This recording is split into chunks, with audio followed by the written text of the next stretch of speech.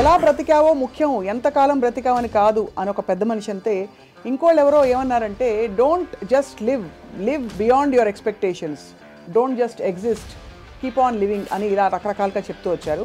ఈ భాష్యాలని పక్కన పెడితే అసలు ఎలా బ్రతకాలి? చాలా సింప్లిస్టిక్ లైన్లో నీ ఇష్టం వచ్చినట్టు బతుకని చెప్పచ్చు. చాలామందికి మీరు చెప్తున్న విషయాలన్నీ బుర్రకి బోధపడతాయి, బట్ బయటికి రావడం కష్టం అవుతుంది. పక్కింటి భార్య అని చూడకూడదు కరెక్టే, కానీ పక్కింటి భార్య మేఘాన్ ఫాక్స్ లాగా ఉండే ఏంటి పరిస్థితి? అసలు ఎలా బ్రతకాలి అనే క్వశ్చన్కి what is the trigger? Me effort, me attempt అనేది మీ చేతిలో ఉంటుంది కాబట్టి you will never feel a sense of failure. కానీ అడ్డొచ్చేవి ఏంటంటే కుటుంబం, వేరే వాళ్ళ ఇంపార్టెన్స్ మీ లైఫ్లో మీకు మీ హ్యాపీనెస్కి యాడ్ చేస్తే మాత్రమే validity. Suppose somebody derives real happiness or high in making another person happy, then what do they do? My happiness is coming out of someone which is my decision only, no? ఈ whole process లో biggest deterrents human relationships అంటారా, religion అంటారా? పాపం పుణ్యం అనేది they are going to be measured when you die. But అవతల వాళ్ళని వాడేసుకోవడం అనేది అది ఇంకొక ఎక్స్ట్రీమ్ కదా. All the time we are using people or anything we are also being used kada. Of course.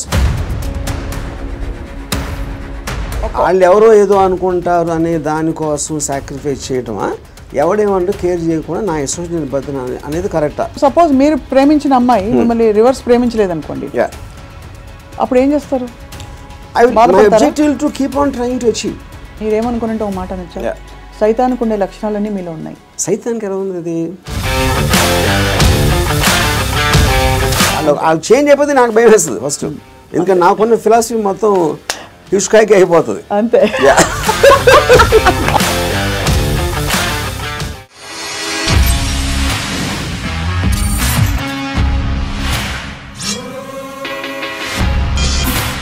Hello and welcome to another episode of రాముయిజం.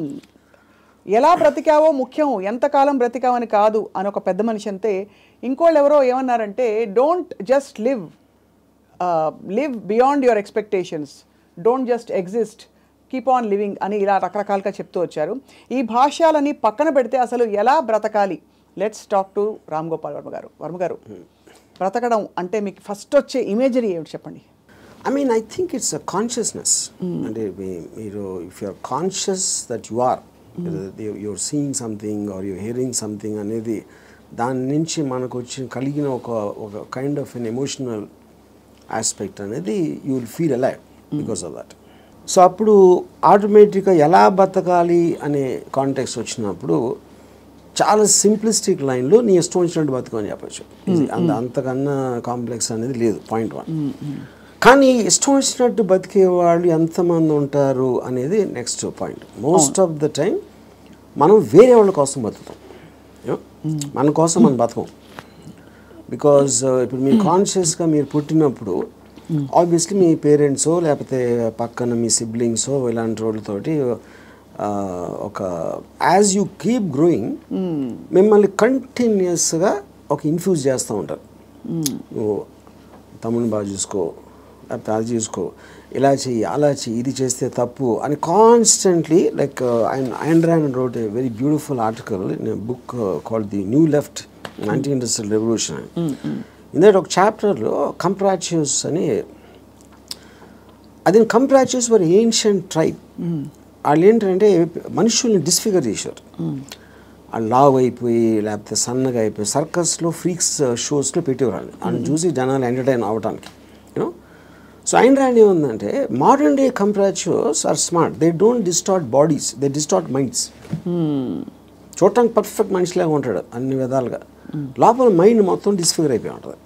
ఆ disfigurement ఎక్కడి నుంచి వస్తుంది? సొసైటల్ పర్పసెస్ కోసం మీకు సిన్, పాపం పుణ్యం, legal illegal, moral, social acceptance, ఇలాంటి 5-6 బంధాలతోటి మీరు ఇష్టం వచ్చినట్టు బతకకుండా అవతల వాళ్ళకి నచ్చేలా బతకటం అనేది ఒక ప్రోగ్రామ్ చేస్తారు.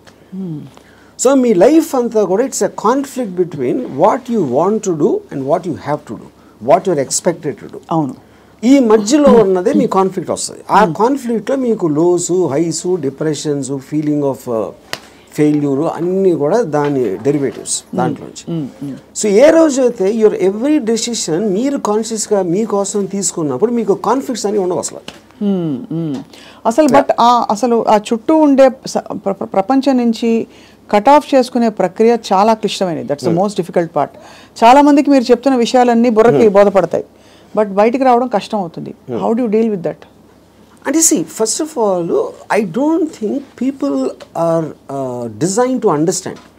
I think it's against nature actually. ఎందుకంటే నేచర్లో కాన్ఫ్లిక్ట్ అనేది చాలా ఇంపార్టెంట్. అవును. మీరు యానిమల్స్లో తీసుకున్న కుక్కలు కొట్టుకునో లేకపోతే ఈ కొట్టుకునో మనుషులు అట్లా వేరే వేరే ఎక్స్క్యూజ్ తోటి కొట్టుకుంటాం అని కొట్టుకుంటాం అనేది ఒక కాన్ఫ్లిక్ట్ అనేది లేకపోతే మీరు బోర్డు అంతా చచ్చిపోతారు. ఫస్ట్ ఏం చేయాలో తెలియదు పొద్దున్న నుంచి రాత్రి నిద్రపోయేవారు. యూనో సో అవతలోని అర్థం చేసుకోకపోవడం, అవతలోడి పాయింట్ ఆఫ్ వ్యూ అర్థం చేసుకోకపోవడం నుంచే కాన్ఫ్లిక్ట్ వస్తుంది ఎక్కడైనా. సో ఇప్పుడు అలాంటి దాంట్లో మీకు అది స్టడీ చేసి ఇప్పుడు నేను ఉన్నాను అనుకోండి, I never have a conflict with anyone. అది ఎందుకు? Because I believe each of us are born. మనం బార్న్ అయినప్పుడు ఒక బ్లాంక్ మైండ్తో పుట్టాం. నేను పుట్టిన సర్కమ్స్టాన్సెస్లో నా పేరెంట్స్, నా చుట్టూ ఉన్నోళ్ళు, నా ఎక్స్పీరియన్సెస్, నేను చదివిన బుక్స్ ఇవన్నీ కలిపి దాని రెసిడ్యూ నుంచి నా పర్సనల్ డెవలప్ అవుతుంది. That will be completely different with you. ఎందుకంటే మీరు పుట్టిన సర్కమ్స్టాన్స్ దాకా నేను చెప్పిన ఫ్యాక్టర్స్ అన్ని మీకు వేరు ఉంటాయి. అవును. Each and every person will have a different thing. అప్పుడు నన్ను మీరు అర్థం చేసుకోవాలని అనుకుంటాం. First of all that is a fundamental mistake. అప్పుడు ఆ పరిస్థితి లేనప్పుడు మీరు ఐదర్ బ్లైండ్గా నన్ను నమ్మాలి, ఒక రిలేషన్షిప్ ఆస్పెక్ట్లో ఒక పార్టీయో గ్రూపో లేకపోతే ఎంప్లాయీ గాను ఎక్స్ గాను వై గాను, but deep inside me personality ఉంటుంది. అది ఎంత స్ట్రాంగ్గా మీరు బయట పెట్టగలుగుతారు, దాస్తున్నారా లేకపోతే మీకు మీరే గిల్టీగా ఫీల్ అవుతున్నారా, ఏంటి ఇలాగా ఆలోచిస్తున్నాను అని. ఇప్పుడు ఫర్ ఎగ్జాంపుల్ 10 commandmentsలో one of the biggest commandment is thou shall not covet thy neighbour's wife. అవును, కరెక్ట్. అంటే ఇప్పుడు అది రాసినప్పుడే ఇలాంటి బుద్ధులు ఉంటాయని వాళ్ళకి అర్థమైంది, ఎవరైతే రాశారో దేవుడా ఎవర్ ఇట్ ఈస్ యూనో. అప్పుడు నేనేమంటానంటే పక్కింటోడి భార్య అని చూడకూడదు కరెక్టే, కానీ పక్కింటోడి భార్య మేఘన్ ఫాక్స్ లాగా ఉంటే ఏంటి పరిస్థితి? అప్పుడు చూడకూడదు అనేది కరెక్ట్, ఓకే ఫైన్. కానీ మనకున్న మైండే మనకున్న బుద్ధో చూసేలా చేస్తుంది. అప్పుడు ఏంటి మీరు సీక్రెట్గా చూస్తారు.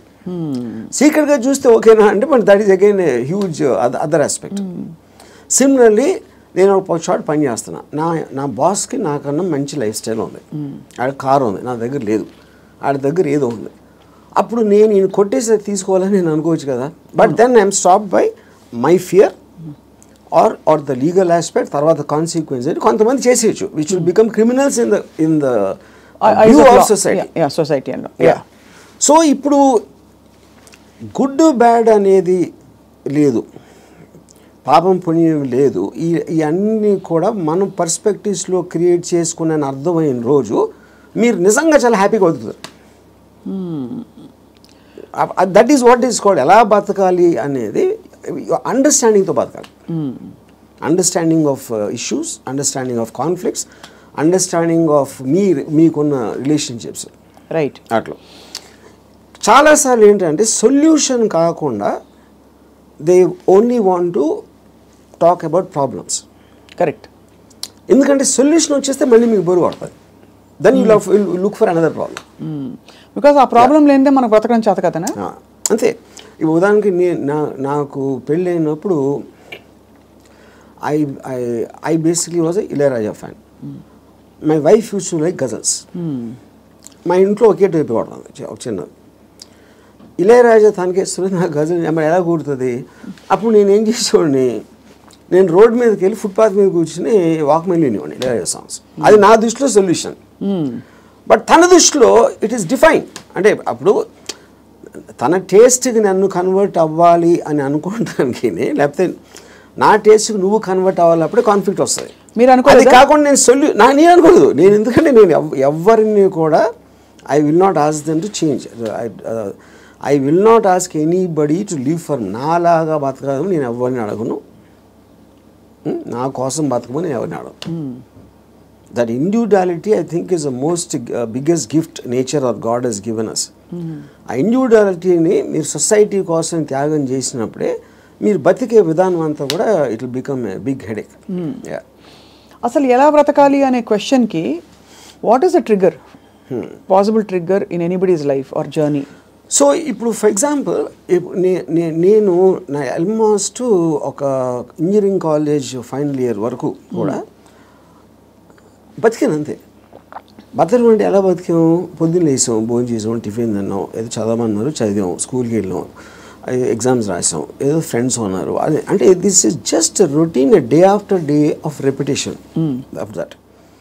ఏ రోజైతే కాన్షియస్గా నేను ఒక ఫిల్మ్ మేకర్ అవ్వాలి అని ఒక ఆబ్జెక్టివ్ నేను తెచ్చుకున్నాను ఒకరోజు, వేరియస్ ఫ్యాక్టర్స్ అయి ఉండొచ్చు, అప్పుడు మీరు ఆ పర్టిక్యులర్ గోల్కి రీచ్ అవ్వటానికి ఒక డెసిషన్ తీసుకున్నారు కాబట్టి every day every minute becomes interesting.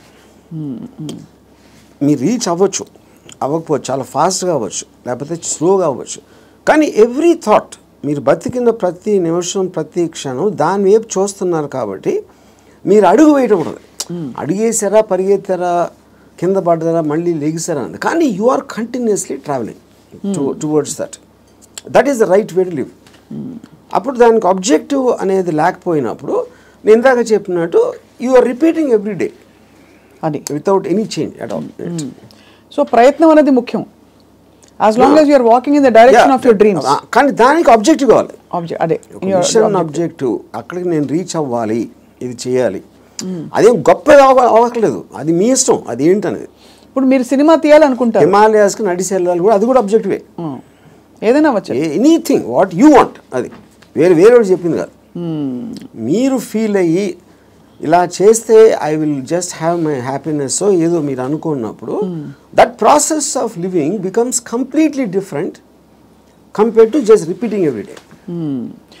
మీ దృష్టిలో అలా అనుకోవడానికి రోజువారీ చర్యలకి there is a conflict, because ఈ రోజువారీ చర్యలన్నీ కూడా సొసైటీనో ఇంకో కండిషనింగ్ ముసుగులో కొట్టుకుపోతున్నాం.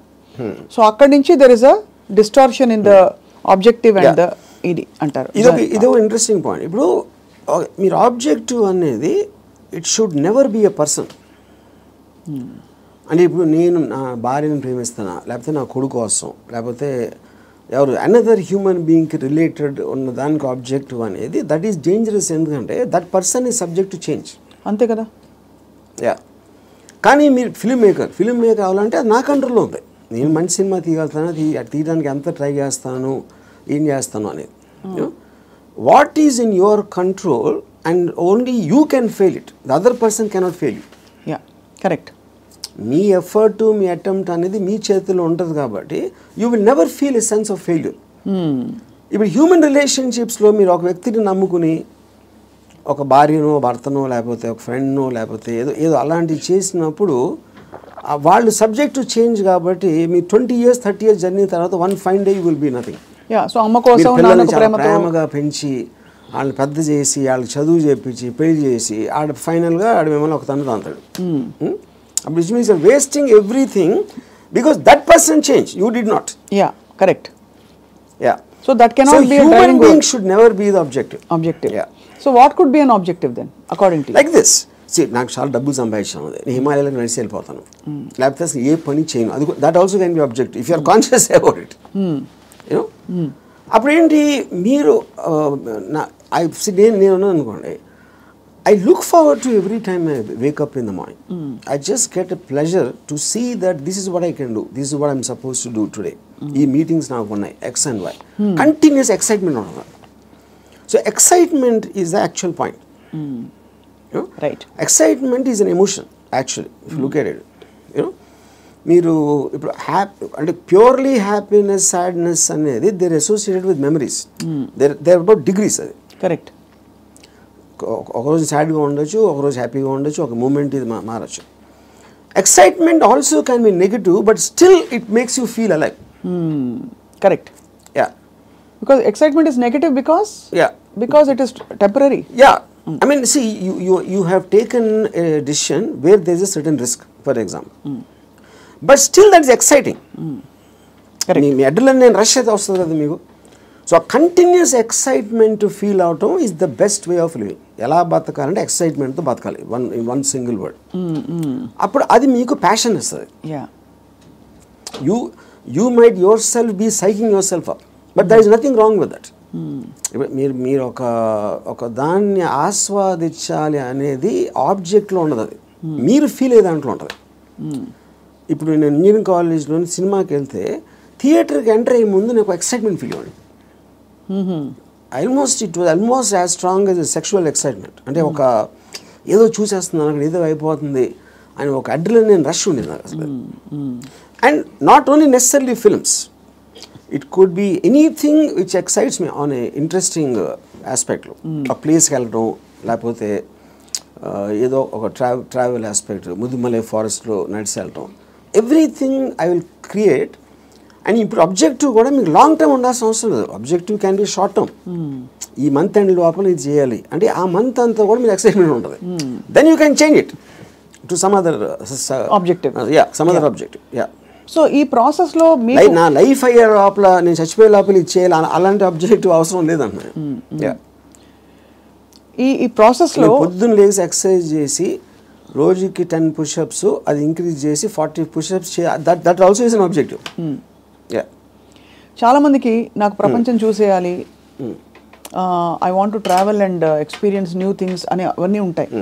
కానీ అడ్డొచ్చేవి ఏంటంటే కుటుంబం, భార్యను తీసుకుని వెళ్ళాలి, ఆఫీస్లో బాస్ లీవ్ ఇవ్వడు, చేతిలో డబ్బు లేవు, ఇవన్నీ. So how do you make peace? ఇది పాయింట్. ఇంకొకళ్ళ కోసం బతకటం అనేది that is the first thing nobody should. ఎలా బతకాలి అంటే ఇంకొకళ్ళ కోసం బతకూడదు. ఇందాకేమన్నా నువ్వు ఇష్టం వచ్చినట్టు బతకాలన్నా, ఇంకొకళ్ళ కోసం బతకపోవటం అనేది ఫస్ట్ చేయాల్సిన పని. అది ఎలా బతకాలంటే, అంటే భార్య రాకపోయినా ఎవరైనా సరే, anybody except for you, nobody is important. ఇంకోళ్ళ ఇంపార్టెన్స్ ఏంటంటే మీ హ్యాపీనెస్ని ఇంక్రీజ్ చేస్తాడు. దానికి యాడ్ అయిన వాళ్ళు they're worth it. Anytime they subtract it or they create a pressure, they should be out of your life. అది ఎవరు, మీ పిల్లల, భార్య, ఇళ్ళాలి, ఎవరైనా సరే, anybody who comes in between you and your excitement should be mercilessly taken away. చాలామంది ఇప్పుడు కుటుంబ సమేతంగా ఉండే వ్యక్తులందరూ కూడా ఇప్పుడు చూసి మీ మీద దాడికి వస్తారు. రామ్ గోపాల్ వర్మ గారు, టెంపరీ ఎక్సైట్మెంట్ కోసం మీరు ఒక వ్యవస్థనే ప్రశ్నిస్తున్నారా అని చెప్పి. అది ఫస్ట్ ఆఫ్ ఆల్ వ్యవస్థ అనేది కరెక్ట్ కాదు. ద పాయింట్, ఇది చాలా మందికి తెలుస్తుంది, వాళ్ళు బయటికి చెప్తారు అంతే. ఇప్పుడు మీకు ఉన్న ప్రాబ్లమ్స్, మనిషికి ఎప్పుడన్నా మీరు చూస్తే అది ప్రాబ్లమ్స్ అన్నీ are related to the people around. ఇప్పుడు నాకు దీంట్లో ఒక ఎగ్జాంపుల్ చెప్తాను. ఇళయరాజా గారు పర్టికులర్ టైంలో విలేజ్లో ఉండేవారు. అక్కడికి ఆయన చెన్నై వచ్చేమని ఆయన కజిన్ ఎవరు చెప్పారు. చెన్నై ఇక్కడే నేను బతలేవో, చెన్నైలో ఎలా బతుకుతున్నాను అంటే చెన్నైలో కుక్క కూడా బతుకుతుంది చెప్పాడు ఆయన. అది ఇంట్రెస్టింగ్ పాయింట్ ఏంటంటే, కుక్క ఎలా బతుకుతుంది అసలు? దానికి మ్యాక్సిమం కావాల్సింది ఫుడ్. అది ఎక్కడో చెత్తకుండిలోనో, ఎక్కడో అక్కడో హోటల్ బయట ఎక్కడో చోట ఏదో ఒకటి దొరుకుతుంది. It keeps living. అదే కుక్కకు ఫ్యామిలీ ఉందనుకోండి, ఆ పిల్లలకి వెళ్ళి పెట్టాలి, అది పెట్టాలి అంటే that becomes the pressure. Pressure point మీకు ఎప్పుడు రెస్పాన్సిబిలిటీస్ మీరు తీసుకున్నప్పుడు ఉండదు.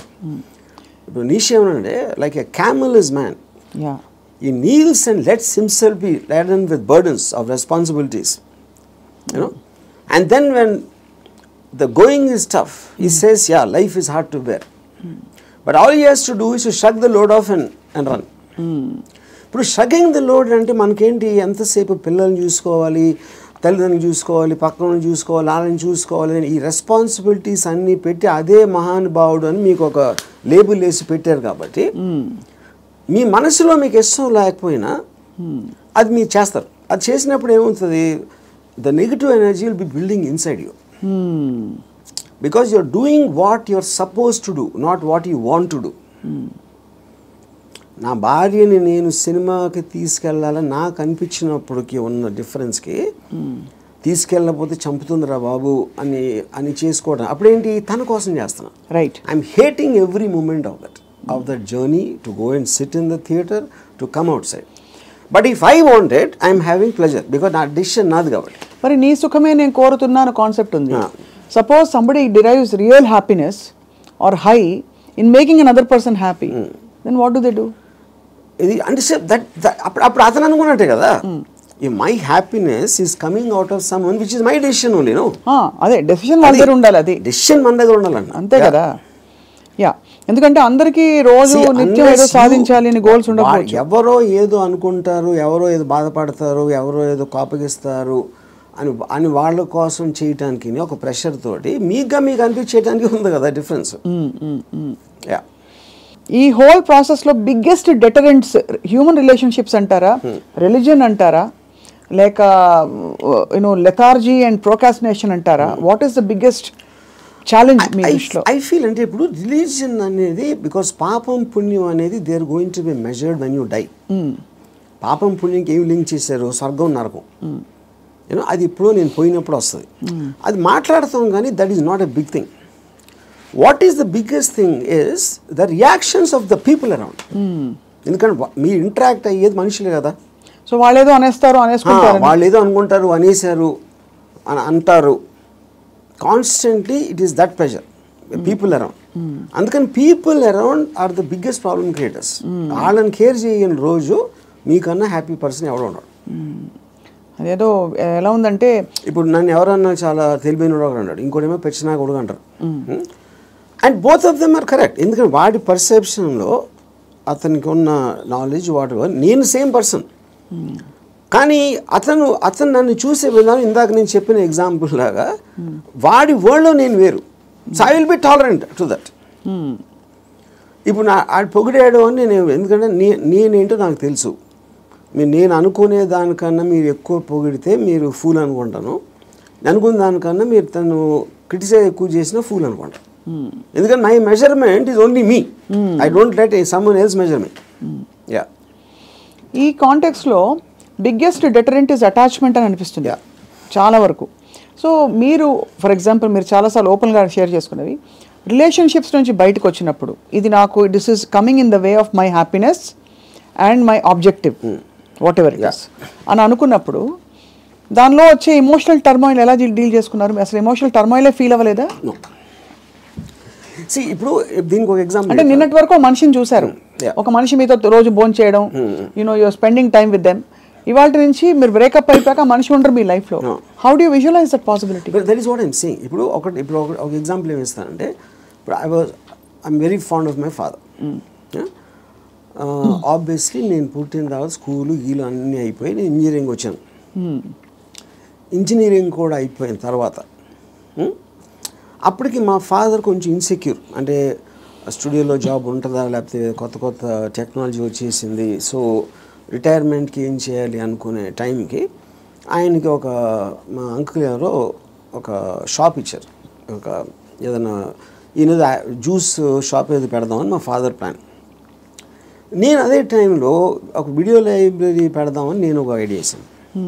అది వెళ్ళి మా ఫాదర్ని అడిగా, నా షాప్ నాకేమో వీడియో లైబ్రరీ పెట్టుకుంటాను. మా ఫాదర్ నా దగ్గర ఏమనుకున్నా, తర్వాత మా అంకుల్కో ఎవరికో నేను రిటైర్మెంట్ కోసం ఉంచుకుంటే అది కూడా అడిగేస్తున్నాడు వాడు. ఇది మా అంకుల్ నాకు చెప్పారు.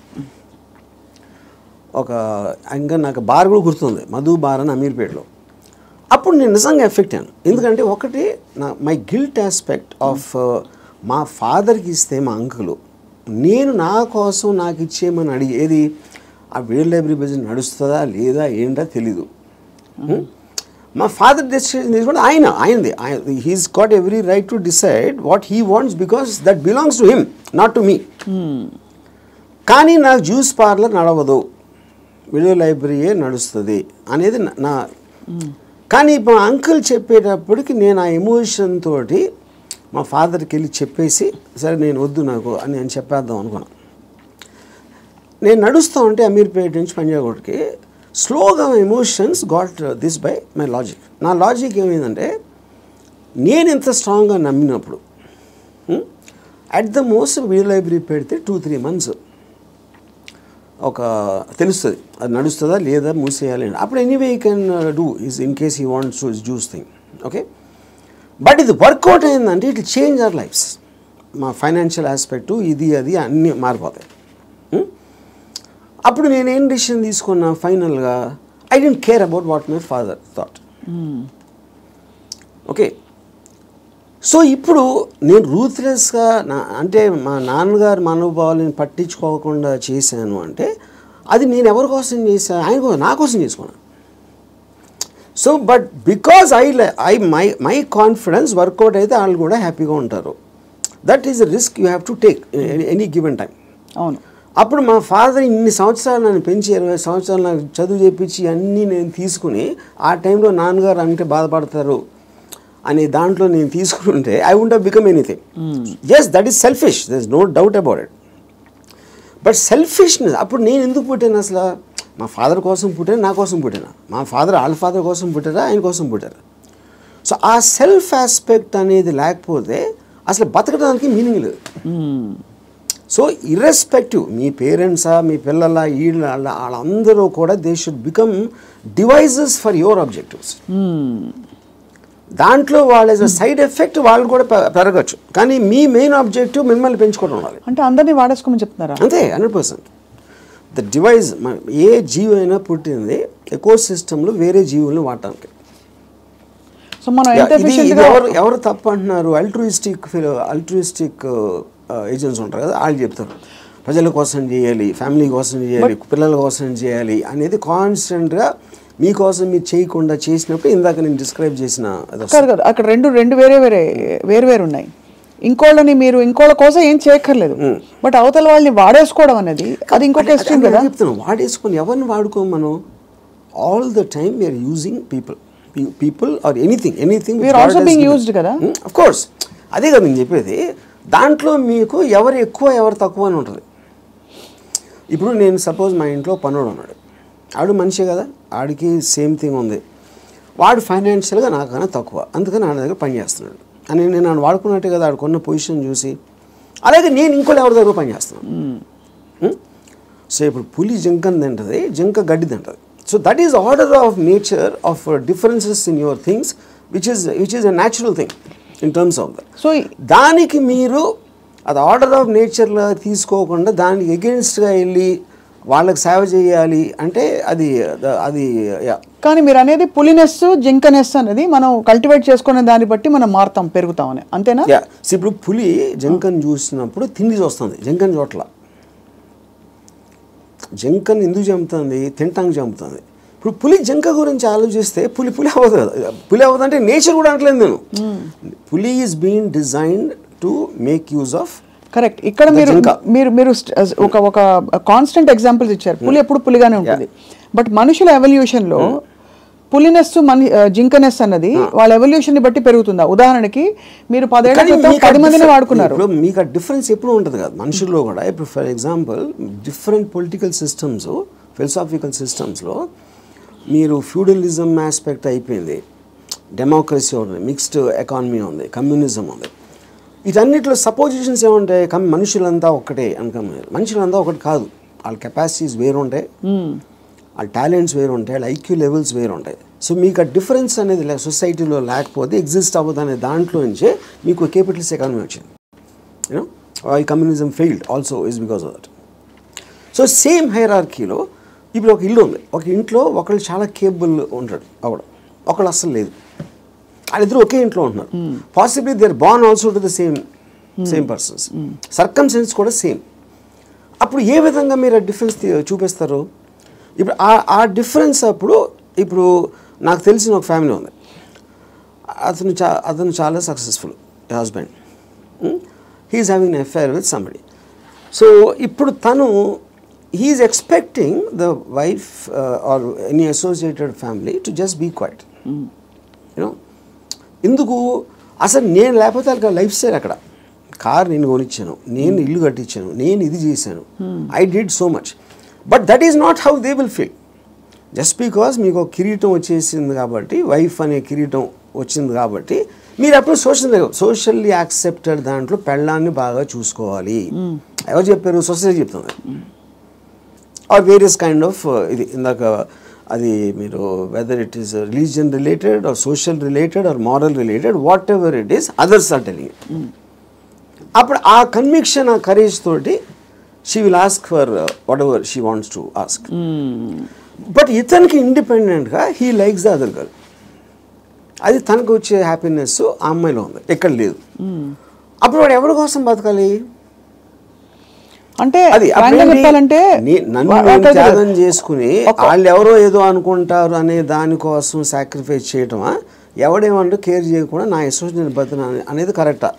ఇక్కడ ఒకటి, ఇక్కడ వీడికి కొత్త అమ్మాయి నచ్చిందని కూడా అంత సీన్ కూడా లేదు. వీడికి పెళ్ళాము కావాలి, కొత్త అమ్మాయి కూడా కావాలి.